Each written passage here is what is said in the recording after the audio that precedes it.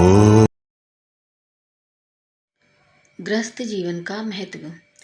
एक ऋषि हुए थे जिनका नाम था कण्व ऋषि। कण्व ऋषि के वंश में सौभरी नामक एक अत्यंत विद्वान महापुरुष उत्पन्न हुए। उन्होंने गुरुकुल में रहकर वेदों का गहरा अध्ययन किया था। उन्होंने संसार को और परमार्थ को अच्छी तरह समझ लिया था। वे जान गए थे कि संसार की प्रत्येक वस्तु एक न एक दिन समाप्त हो जाती है। जो वस्तु आज हमें सुख देती है, अत्यंत प्रिय लगती है, उसका अधिक सेवन करने से ही वह बुरी लगने लगती है। फिर यदि उसमें सुख है तो सभी को अच्छी लगनी चाहिए, लेकिन कुछ उसे बिल्कुल भी पसंद नहीं करते। यह स्थिति संसार की प्रत्येक वस्तु के साथ है, चाहे वह खाने पीने की हो, चाहे पहनने ओढ़ने की हो, या हमारे प्रयोग में आती हो। इस प्रकार उनका मन संसार की किसी वस्तु में नहीं लगता था, बस भगवान के भजन में तथा वेद शास्त्रों के अध्ययन मनन तथा चिंतन में ही लगे रहते थे। उनका मन उनसे बार बार कहता कि घर छोड़कर किसी शांत सुंदर प्राकृतिक स्थान पर चला जाए, जहाँ वहाँ रहकर तपस्या की जाए। माता पिता को भी पुत्र की इस भावना का पता लग गया। उन्होंने उसे बहुत समझाया, बेटे, प्रत्येक वस्तु समय पर ही अच्छी लगती है। तुम युवा हो, इस समय यद्यपि तुम्हारी भावनाएं वैराग्य की ओर हैं, लेकिन युवावस्था में मन बड़ा चंचल होता है, वह जरा सी देर में डिग जाता है। इस समय तुम्हें गृहस्थी बसाना चाहिए तथा गृहस्थ धर्म का पालन करने के पश्चात फिर संसार को त्याग कर भगवान का भजन करना। कोई तुम्हारे इरादे में बाधा नहीं डालेगा, और उस समय चूंकि तुम संसार को देख लोगे, तुम्हारा चित्त पूरी तरह स्थिर रहेगा। तुम दृढ़ता के साथ भगवान के भजन में लग सकोगे। लेकिन सौभरी विवाह करने के लिए बिल्कुल तैयार नहीं हुए। उन्होंने गृहस्थी बसाकर वृद्धावस्था की प्रतीक्षा करना समय बर्बाद करना ही लगा। वे दूसरों के गृहस्थ जीवन को देख चुके थे। उन्हें उस सबसे घृणा थी। हाँ, कभी कभी ये अवश्य विचार करते थे कि क्या माता पिता की आज्ञा का पालन न करना उचित है, लेकिन अंदर से फिर आवाज आती कि आत्म कल्याण ही सबसे प्रिय वस्तु है। वे इस द्वंद्व में कुछ दिनों तक फंसे रहे। आखिर इसी निश्चय पर पहुंचे कि सत्य का अनुभव करना ही मनुष्य जीवन का लक्ष्य है, और एक दिन चुपचाप घर त्याग कर वन में चले गए।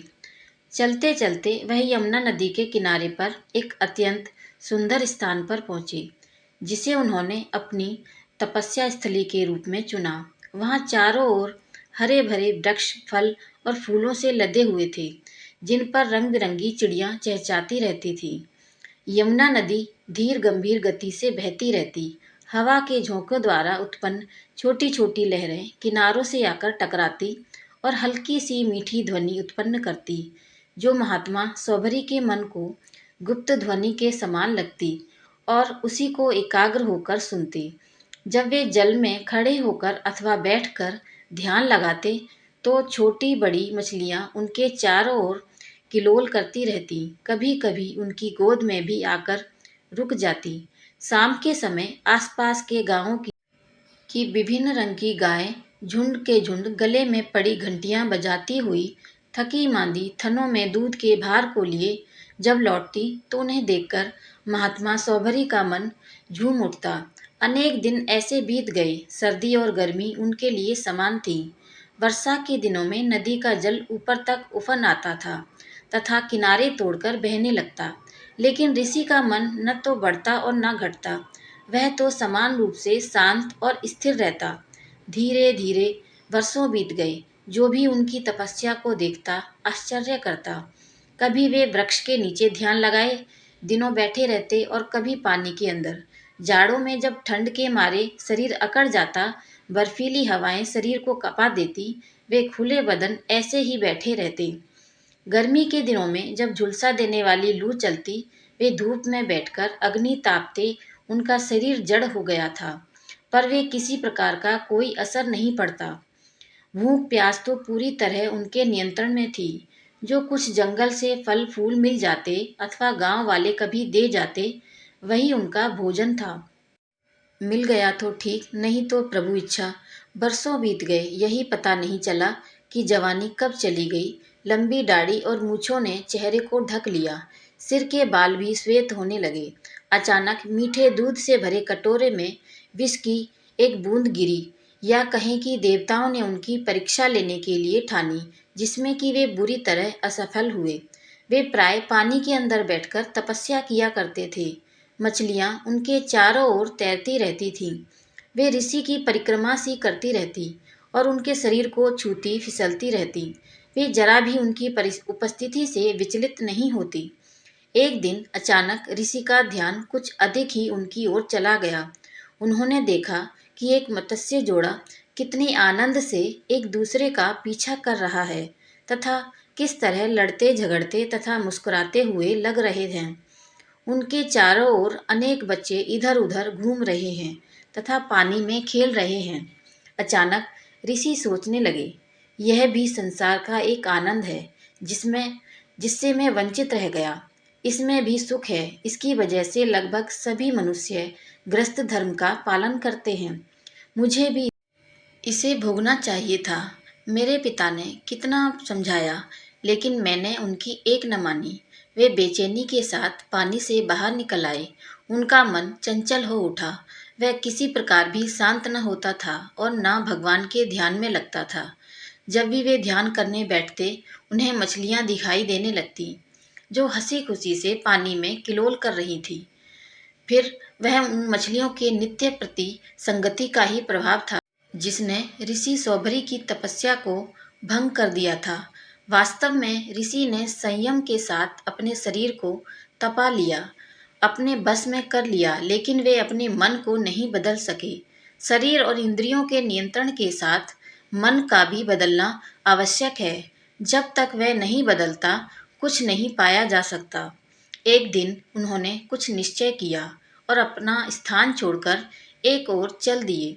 चलते चलते वह सिंध प्रदेश में सबसे अधिक शक्तिशाली एवं प्रतापी राजा त्रदस्यु के दरबार में सहसा उपस्थित हो गए।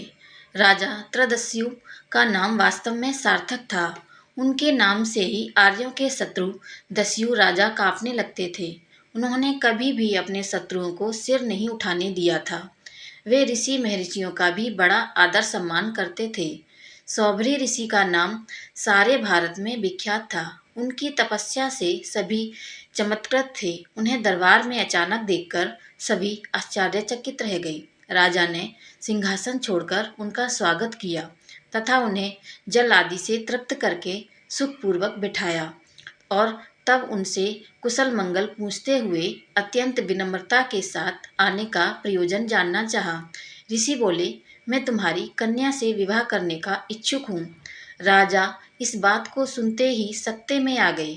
वे सोचने लगे कि कहाँ यह वृद्ध ऋषि और कहाँ मेरी सुकुमारी बेटी।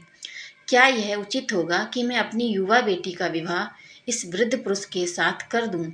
अन्य राजा लोग क्या कहेंगे? मेरी प्रजा में क्या ख्याति रह जाएगी?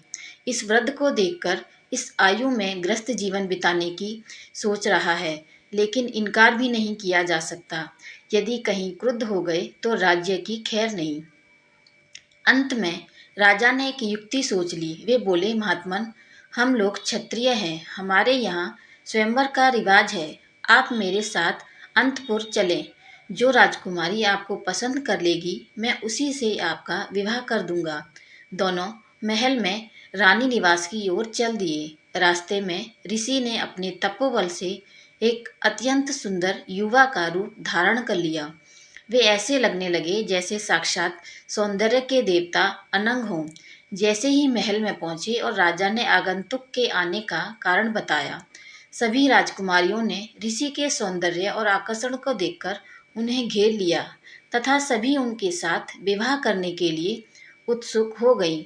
उनकी संख्या 50 थी। राजा ने यह स्थिति देखकर शुभ मुहूर्त में अत्यंत उत्साह एवं उल्लास के साथ सभी राजकुमारियों का विवाह ऋषि सौभरी के साथ कर दिया। उन्हें इतना घर गृहस्थी का सामान दिया कि ऋषि को किसी प्रकार की भी कोई चिंता न रही। गायों के झुंड, घोड़े, विभिन्न प्रकार के वस्त्र, रत्न तथा आभूषण प्राप्त करके ऋषि का मन आनंदित हो गया। रास्ते में ऋषि ने इंद्र देवता की प्रार्थना की और उन्हें यज्ञ में उपस्थित होकर भेंट स्वीकार करने का आग्रह किया। उन्होंने यही चाहा कि उनका यौवन सदा बना रहे, उनकी पत्नियां उनसे सदा प्रसन्न रहें, वे सभी आपस में कलह न करें। देवताओं के भवन निर्माता विश्वकर्मा उनके लिए यमुना के किनारे पर एक सोने का महल बना दें जो धन धान्य से पूर्ण हो तथा जिसके चारों ओर स्वर्गीय फलों और फूलों की वाटिकाएं हों, ताकि वो गृहस्थ का पूरा भरपूर सुख उठा सकें। इंद्र देवता उनकी तपस्या और प्रार्थना से पहले ही संतुष्ट थे। उन्होंने तथास्तु कहा और स्वर्ग और प्रस्थान कर गए। अब ऋषि आनंद पूर्वक अपने दिन बिताने लगे। चारों ओर सुंदर स्त्रियों का समूह, हास परिहास तथा भांति भांति के खेल। वर्षों बीत गए, समय का पता ही नहीं चला। छोटे छोटे बच्चों की तोतली बोली उनके मन में आनंद की लहरें उठाती रहीं, परंतु धीरे धीरे अब मन फिर उकताने लगा। मन ने प्रश्न किया, क्या यह सत्य है? सदा ऐसे ही रहेंगे? वैराग्य की प्रवृत्ति ने फिर से सिर उठाना प्रारंभ कर दिया। जिस वस्तु को प्राप्त करने के लिए मन अथक परिश्रम करता है और जब उस वस्तु को प्राप्त कर लेता है तो वह भोगते भोगते नीरस हो जाती है। ऋषि के मन में विचार आया कि तूने किस उद्देश्य को प्राप्त करने के लिए घर छोड़ा था और तब फिर एक इतना बड़ा जंगल खड़ा कर लिया जिसके लिए मैंने अपनी वर्षों की घोर तपस्या का त्याग किया। क्या वास्तव में यह उससे बड़ी वस्तु है? क्या इसी मनुष्य सुखमय ग्रस्त जीवन कहते हैं? इससे तो मैं कल्याण का रास्ता छोड़ बैठा और संसार में फंस गया। मैंने योग का रास्ता सांसारिक भोगों के लिए छोड़ दिया। कितनी बड़ी भूल हो गई। इस समय उन्हें सच्चा वैराग्य उत्पन्न हो गया था। युवावस्था का वैराग्य कच्चा था, अनुभवहीन था। उन मछलियों की संगति ने उनके स्वभाव को परिवर्तित कर दिया था। उन्होंने तपस्या के समय की शांति, संतोष और मन की स्थिरता को देखा था और अब गृहस्थ के सुख को भी भोगा। तब उनकी समझ में यह आया कि गृहस्थ का अनुभव भी आवश्यक है। और एक दिन जब उनके सभी बच्चे समर्थ हो गए तो उन्होंने गृहस्थी का त्याग कर दिया और जंगल में जाकर पुनः तपस्या में रत हो गए तथा अंत में भगवान के दर्शन करके आवागमन के चक्र से सदा सदा के लिए मुक्त हो गए। उनकी पत्नियों पर भी उनकी संगति का गहरा असर पड़ा। वे भी उन्हीं के बताए हुए मार्ग पर चल पड़ी और सद्गति को प्राप्त हुई।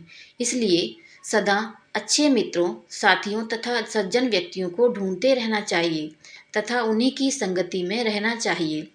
ओम नमः शिवाय। मेरी ये कहानी आपको कैसी लगी मुझे कमेंट करके ज़रूर बताएं और मेरे चैनल को लाइक, शेयर और सब्सक्राइब ज़रूर करें। धन्यवाद।